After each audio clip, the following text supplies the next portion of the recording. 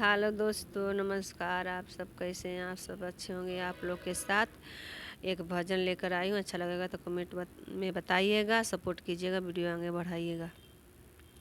मायरिया बिना तरसेला सारा शरीर हो, मायरिया बिना तरसेला सारा शरीर हो, मायरिया बिना तरसेला सब कर मायरिया सभे जेवना लगई रामा सब कर मायरिया सभे जेवाना लगई रामा हमारो मायरिया बसली जमुना के तीर हो, मायरिया बिना तरसेला सारा शरीर हो, मायरिया बिना तरसेला सब कर मायरिया